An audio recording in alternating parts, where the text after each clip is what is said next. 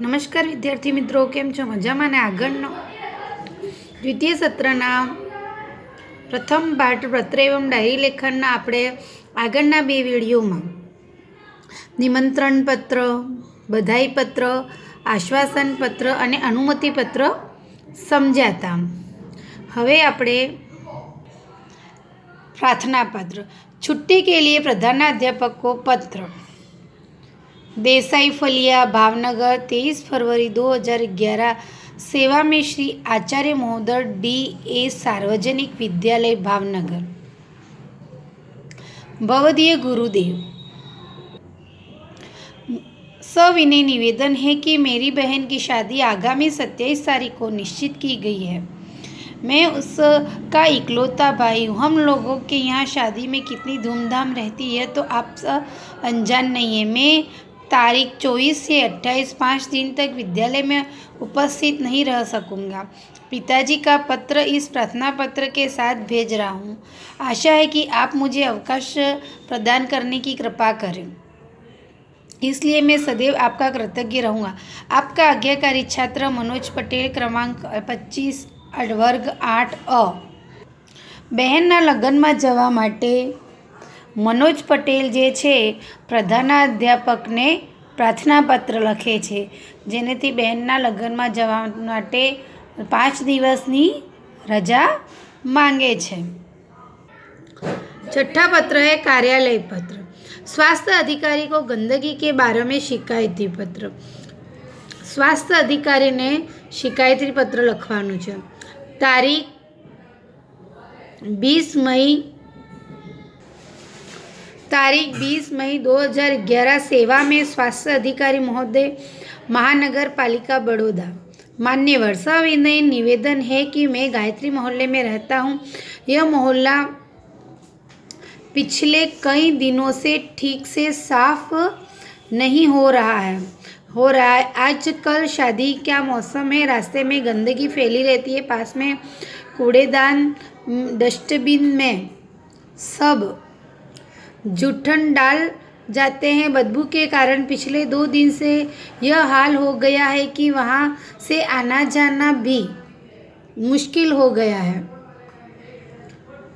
आने जाने वाले सभी लोग परेशान हो रहे हैं. यह गंदगी को शीघ्र ही हटाया न गया तो मोहल्ले भर में बीमारी फैल जाने का डर है. आशा है कि आप शीघ्र ही हटवाने की व्यवस्था करेंगे.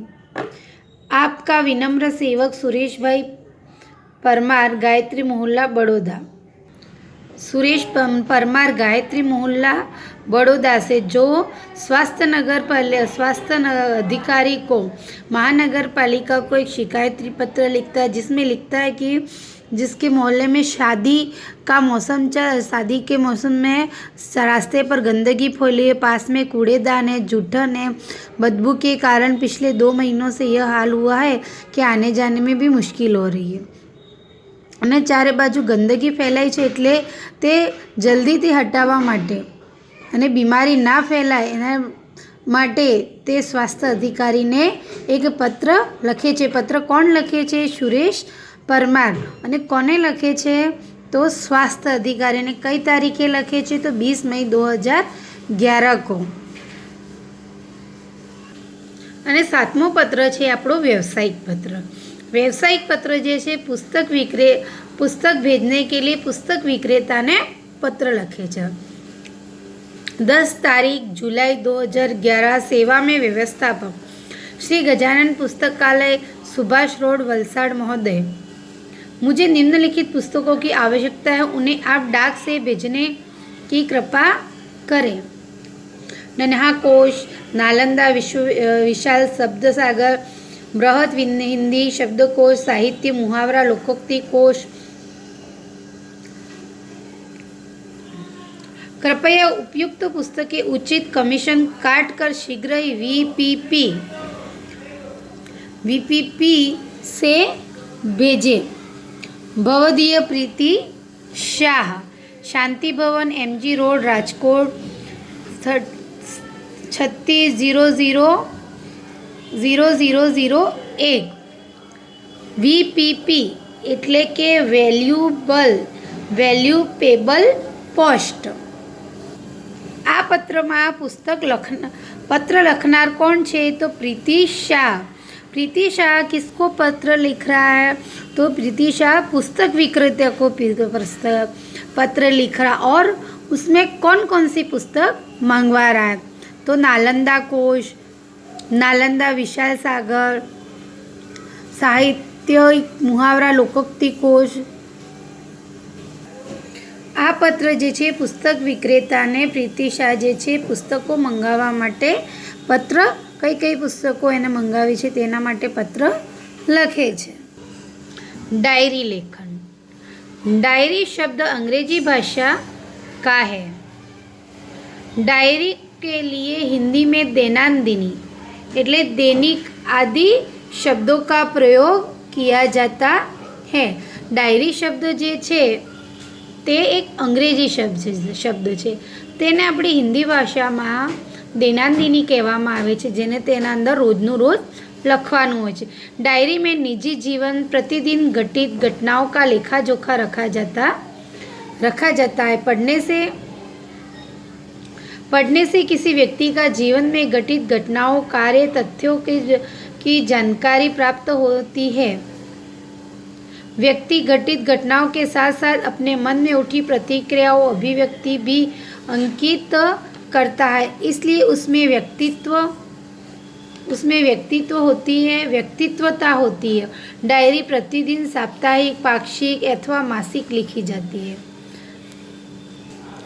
डायरी लेखन जे छे એ રોજ લખાય, અઠવાડિયામાં એક દિવસ, પખવાડિયામાં અને માસિક મહિનામાં એકવાર પણ લખાય।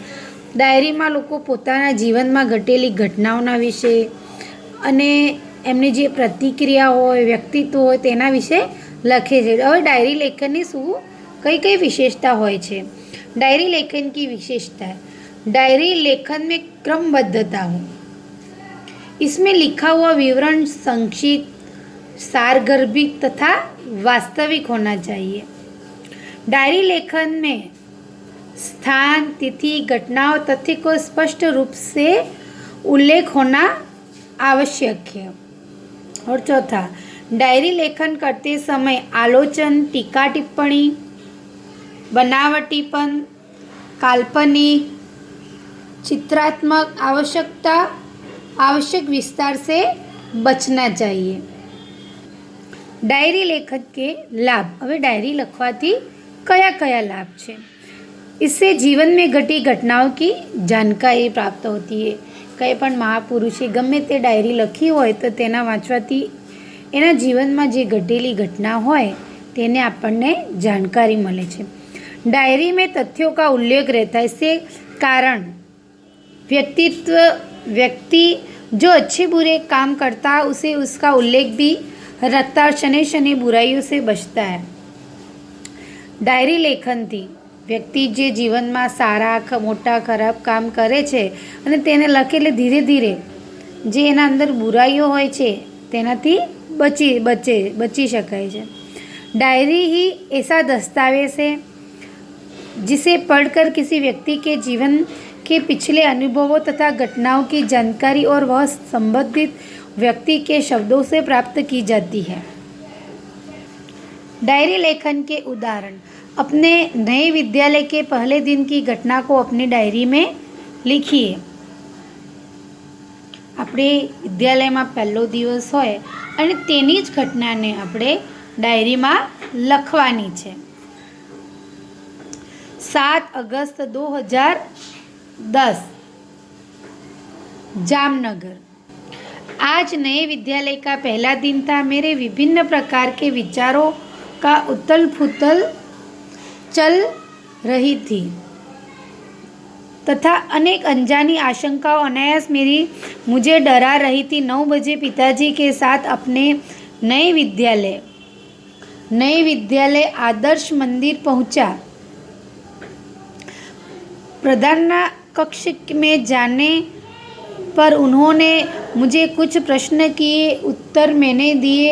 मेरे उत्तरों से वह संतुष्ट नजर आए। उन्होंने मुझे प्रवेश के लिए निश्चित फॉर्म दे दिया। मन को राहत मिली। थोड़ी देर में शुल्क आदि जमा करवाने के बाद नई कक्षा में पहुंच गया। वह अपने नए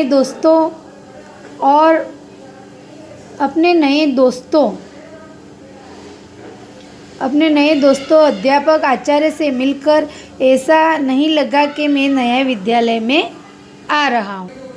આપણી ડાયરીમાં આપણે વિદ્યાલયનો પહેલો દિવસ હોય, નવી શાળામાં પ્રવેશ લીધું હોય અને પહેલો જ દિવસ હોય તેનું વર્ણન લખવાનું છે, જેના અંદર આપણે વિદ્યાલય ગયા પછી